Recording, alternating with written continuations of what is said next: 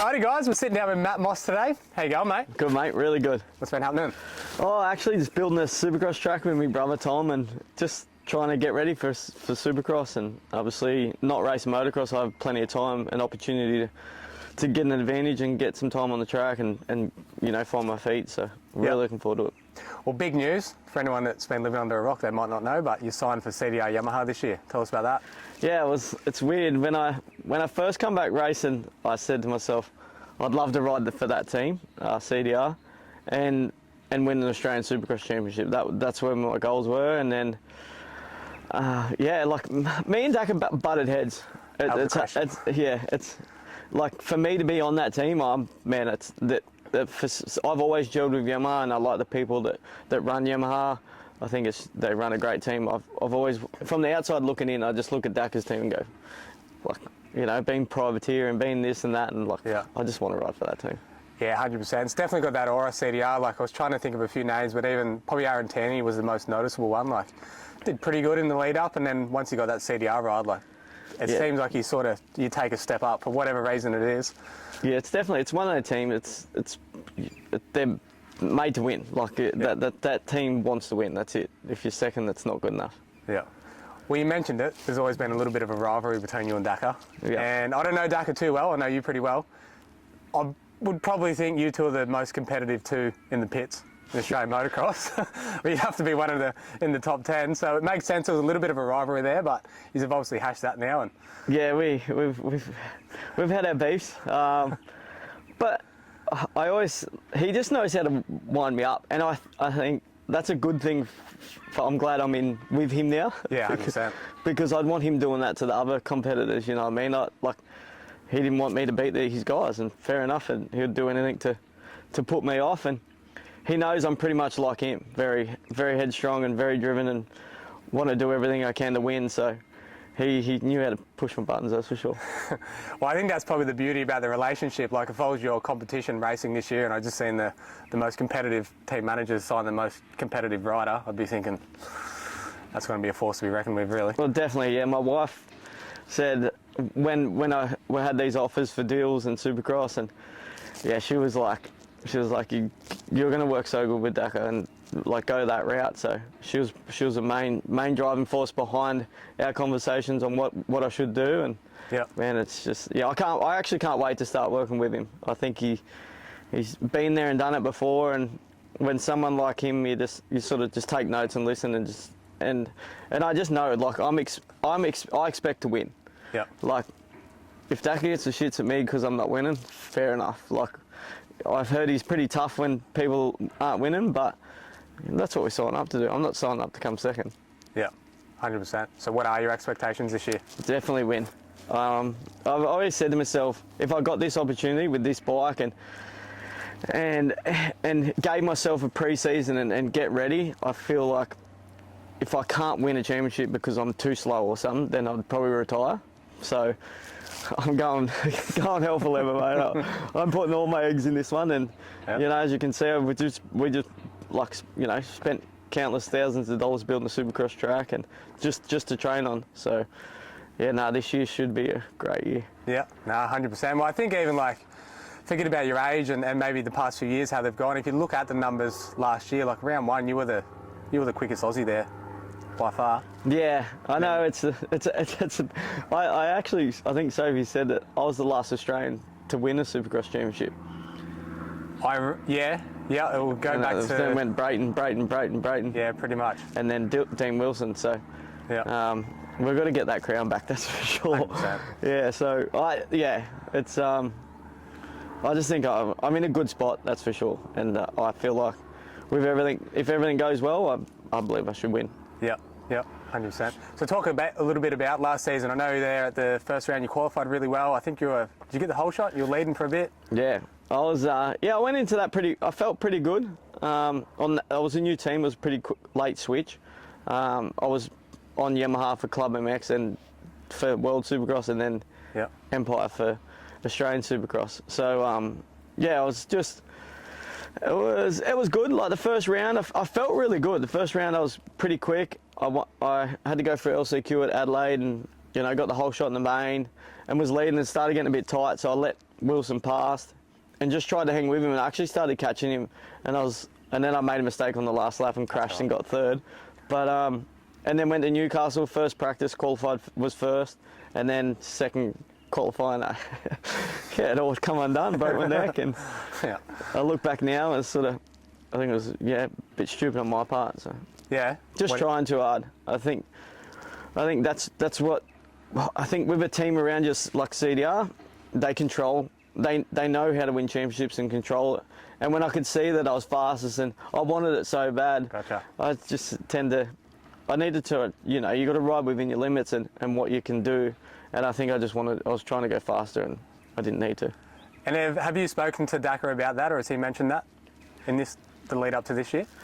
He thinks he just needs to calm me down, keep me in the moment. It's funny, I mentioned that because actually I read the press release that Dakar put out, and that was basically, he just hinted that you were chomping at the bit and we need to...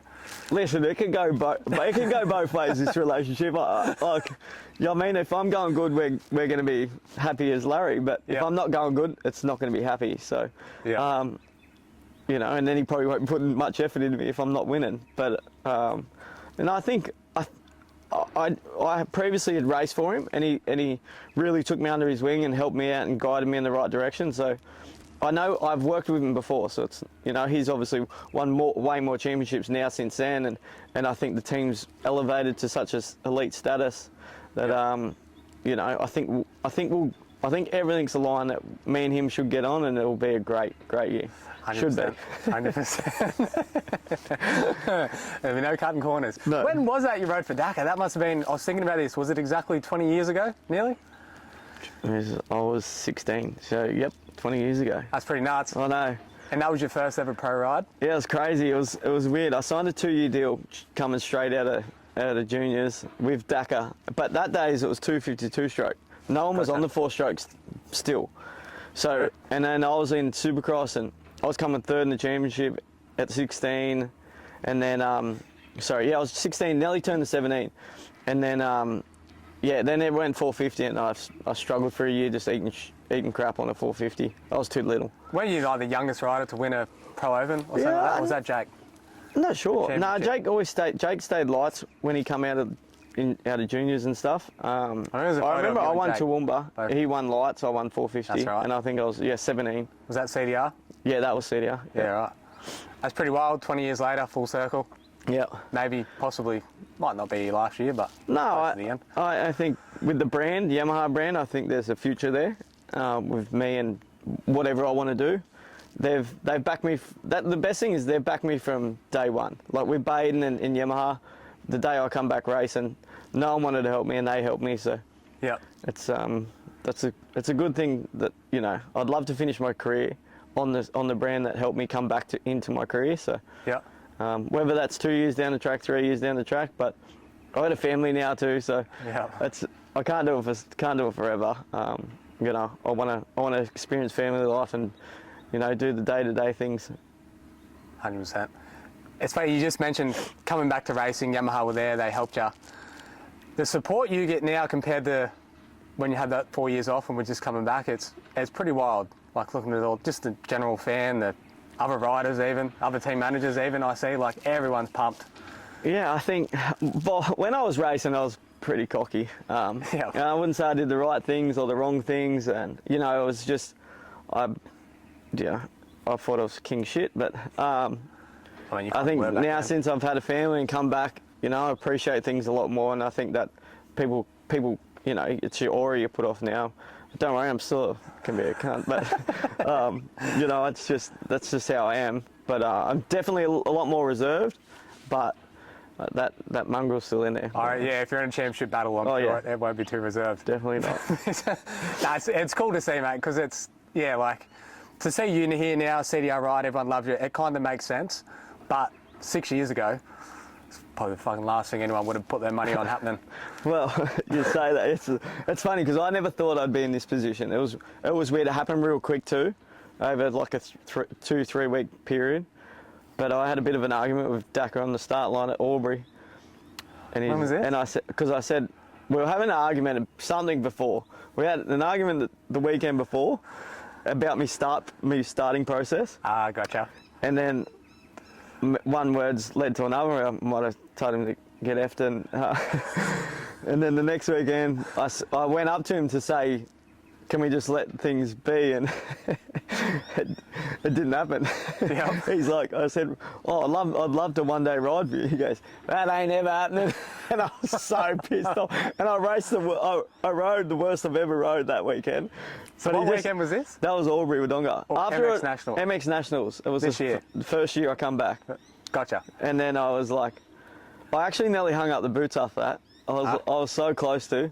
I was crying in the back of the truck, just like, you know, I wanted this opportunity 4 years ago or 5 years ago, and I feel like I probably would have won a couple of championships by now, in motocross and supercross.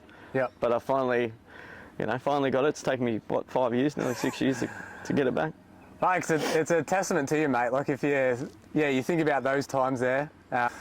Yeah. Oh yeah. Always. Yeah. You know. I Then look you've at got every expert on the internet as well telling you to. Oh, that's it. I'm just trying to draw a comparison between now everyone's behind you. Let's go, Matt Moss. You're the champ. Like. Yeah, I think that's what's like the sports. Like for me, I love it because now I know who my supporters and that. It's grown. It's massive now. Yeah. And people that probably didn't like me probably see a different side of me and respect me and like me now and follow me.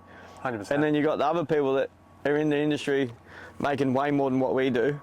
Getting paid by Motorcycling Australia, and they're just not there for the right reasons. And I think that's what's wrong with our sport. But not saying someone directly, but it's just people should never say stuff like that. In that position. Yeah, no, for sure. Yeah, I mean, like that's why I'm stoked to be able to support you this year through the coaching app. Is when I came to Newcastle last year and seen the reaction of the crowd when you come out, like it was more than Wilson. It was, I think Chad was there that weekend. It was more than he. It was more than anyone. And it's like that's not something like. There's plenty of riders that have, say, attention or like viewers or whatever, and people know who they are. But do they actually support them? Like, will they cheer for them in a crowd of people at a Supercross? That's pretty cool. Yeah, I think I don't know. Which, to be honest, like obviously it's cool to do a bit of a sponsorship for our coaching out now, but it's more as a mate just to see your story and where you've come from. And yeah, but that's the same thing. It's like you've stopped racing and you could have easily walked away from it instead of giving back to the clubs and me and people in the industry that are actually making the industry better. It's like me, I help heaps of kids. I coach them for free and take them riding, feed them, everything. Time and effort. It's just credit to you and me, and that's why I think it's a great fit. Yeah. No, awesome, mate. Unreal. So, what's your plans for the next? How long you got till round one? I actually haven't been looking at the day. 10 weeks. I think it is. I think it was 11 weeks last weekend. So 10 weeks. That's plenty of time, and I'll finish this track today, and we'll get riding this week. And what's your plans? You're going to be up here training down with Dakar? Yeah, I've put a big pad up here. I'll bring my caravan and a couple of tents, and the kids will come up on the weekends. But I'll be based here and just training every day. Any races in the lead up? No. I think that's where I've went wrong a lot, trying to race as much as I can. But that's obviously what got me to here. But, this is Australian Supercross deal only, not World Supercross. So, it's my main focus. Gotcha. So no World Supercross? At this stage, no. Unless Dakar does it, then there is a couple in the lead up, is there? There's one after the first round. So gotcha. Brisbane, and then it goes to Canada. But whether he does that or doesn't do it, my main focus is Australia. Number 10. Hey? Championship, number 10. Number 10, yeah, that's it. Oh, I'm going to get the number 10. I'll be so happy. But then the inner rider, once you get it, I'll be happy with happy with my 10th championship. But once you get a sniff of it, you're like, now I want 11. Yeah, I couldn't see you going out on. No, I'm definitely not going out if I win a championship. That's for sure. I think you've shown that. I don't know. You must have crashed probably more than any rider last season. Just some big knocks and fuck every time you got back. And well, that's so Newcastle when I broke my neck and hit my head.